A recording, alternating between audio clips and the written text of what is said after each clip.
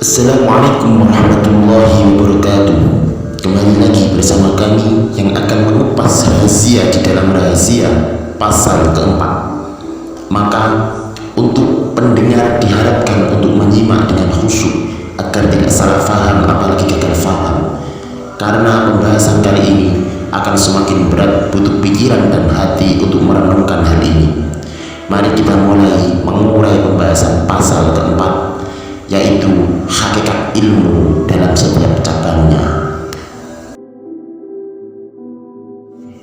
Hakikat ilmu dalam setiap cabangnya yaitu ilmu lahir ada 12 bagian. Demikian pula ilmu batin. Ilmu-ilmu itu lalu dibagikan kepada orang umum, orang khusus dan orang yang lebih khusus atau khawasul khawas sesuai kadar kemampuan masing-masing. Akan tetapi secara umum ilmu tersebut terbagi ke dalam 4 macam. Pertama, ilmu lahiriah yaitu syariat yang meliputi perintah, larangan dan berbagai hukum lainnya. Yang kedua, ilmu batin syariat atau populer dengan sebutan ilmu tariqat. Ketiga, ilmu batin tariqat atau disebut juga ilmu ma'rifat. Yang keempat adalah ilmu hakikat. Semua cabang ilmu tersebut harus dikuasai sebagaimana yang disyariatkan dalam sabda Rasulullah SAW. Beliau bersabda, syariat laksana pohon, tarekat adalah rantingnya, ma'rifat adalah daunnya, hakikat adalah buahnya. Dan Al-Quran telah menghimpun semuanya, baik petunjuknya yang jelas, isyarat, tafsiran maupun takwilnya. Pengarang kitab Al-Majma' berkata, tafsir itu untuk orang awam, sementara takwil untuk orang khusus, karena mereka adalah orang-orang yang rusuh. Sebab rusuh secara etimologis bermakna kokoh dan kuat dalam soal ilmu. Layaknya pohon kurma yang akarnya tertancap kuat di perut bumi, sementara rantingnya menjulang ke langit. Sifat rusuh ini adalah hasil dari kalimat baik yang tertanam di lubuk hati setelah hati itu disucikan. Menurut salah satu pendapat, Allah Subhanahu wa Ta'ala telah mengkorelasikan ulama rasikhin dalam firman-Nya dan orang-orang yang mendalam ilmunya dengan firman-Nya di dalam surat Al-Imran, melainkan Allah. Pengarang tafsir Al-Kabir berkata, jika pintu ini dibuka, niscaya pintu-pintu batin lainnya akan ikut terbuka. Kemudian seorang hamba disuruh untuk menjalankan semua perintah dan menjauhi larangan Allah, dan melawan semua nafsunya pada setiap tingkatan dari 4 ilmu tersebut, yaitu ilmu syariat, tarekat, ma'rifat, dan hakikat. Hawa nafsu menebar godaan pada tingkatan syariat dengan membuat berbagai penentangan, sementara di tingkat tarekat hawa nafsu menggoda dengan berbagai tipuan yang samar dan terlihat seolah-olah sejalan dengan syariat, seperti mengaku-ngaku sebagai nabi atau wali. Sedangkan pada tingkatan ma'rifat, hawa nafsu menghampiri dengan kesyirikan yang sangat samar, seperti mengaku Tuhan. Allah Ta'ala berfirman dalam surat Al-Jasiyah ayat 23 yang berbunyi, maka pernahkah kamu melihat orang yang menjadikan hawa nafsunya sebagai Tuhannya?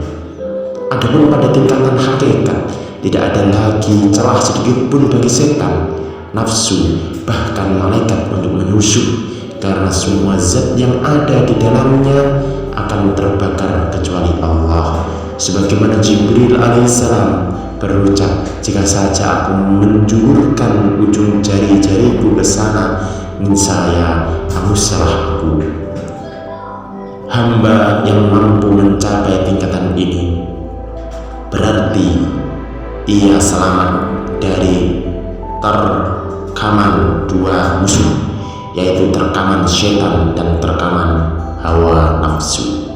Dan ia menjadi orang yang ikhlas sebagaimana firman Allah yang terdapat dalam surat Asy-Syura ayat 82 sampai 83 yang berbunyi, iblis berkata, demi kekuasaan engkau, aku akan menyesatkan mereka semuanya kecuali hamba-hambamu yang mukhlis di antara mereka.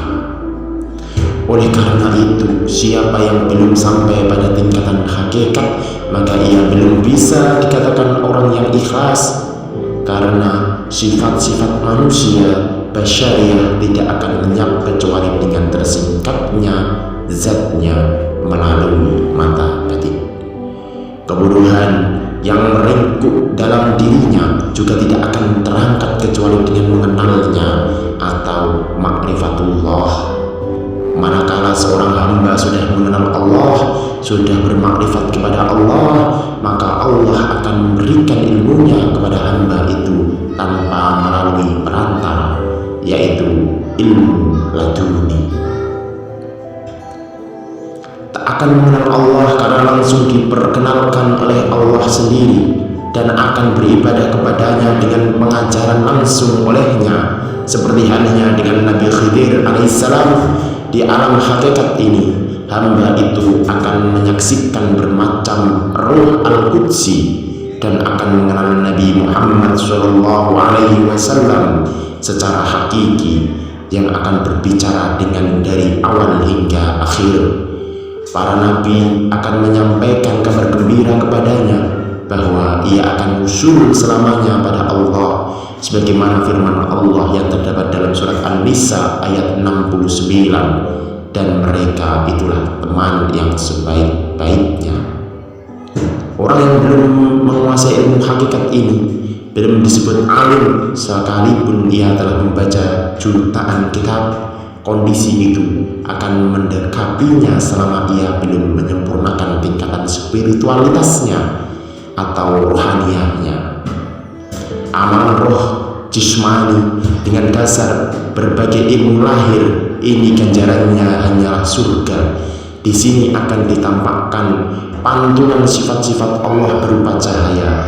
Tapi untuk masuk ke kawasan suci tak cukup dengan menguasai ilmu lahir saja, karena itu adalah wilayah langit. Seorang hamba harus terbang untuk menuju ke sana. Untuk bisa terbang kita perlu dua sayap, yaitu ilmu lahir dan ilmu batin. Jadi hanyalah hamba yang menguasai dua ilmu, yaitu ilmu lahiriah dan ilmu batin, yang dapat terbang ke alam tersebut, sebagaimana difirmankan oleh Allah Subhanahu wa Ta'ala dalam sebuah hadits qudsi, wahai hambaku, jika engkau ingin menapaki wilayah kesucianku, maka janganlah engkau terpukau pada alam mulki, alam malakut, dan alam jabarut, sebab sesungguhnya alam mulki itu setan bagi orang alim, sementara alam malakut itu setan bagi orang arif, dan alam jabarut itu setan bagi orang wakif atau orang yang masuk ke alam qudsiyah. Orang yang tergiur dan ridho dengan salah satu dari semua itu, maka dia akan terusir dari sisiku. Maksud dari hadis ini adalah terusir dari wilayah kedekatan dengannya atau alam al-qurbah, bukan terusir dari surga. Meski mereka mencari al-qurbah, namun tidak akan pernah sampai. Ini karena mereka menambahkan sesuatu yang tidak mungkin bisa dicapai, padahal hanya memiliki satu sayap, yaitu ilmu lahir saja. Sementara itu, orang-orang yang mencapai alam al-qurbah atau dekat dengan Allah berarti telah sampai pada tingkatan sempurna. Di sana ia mendapatkan anugerah yang tidak pernah terlihat oleh mata, tidak pernah terdengar oleh telinga, dan tidak pernah terbesit di hati manusia. Itu adalah surga al-qurbah yang di dalamnya tidak terdapat bidadari, istana, madu, dan susu. Maka dari itu sudah sepantasnya manusia tahu kualitas dirinya dan tidak mengakui tingkatan atau makom apa tidak pantas baginya.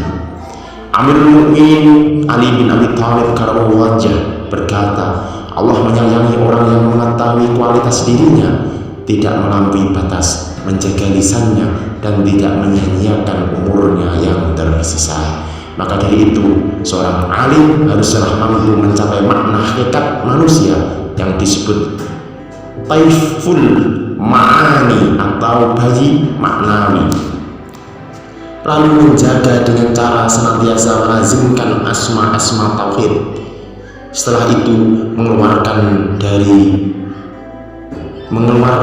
diri dari alam jasmani menuju alam rohani, yaitu alam tersembunyi atau sirri yang tak ada di dalamnya selain Allah. Jika dianalogikan, maka ia laksanya gurun cahaya yang tidak bertepi sementara.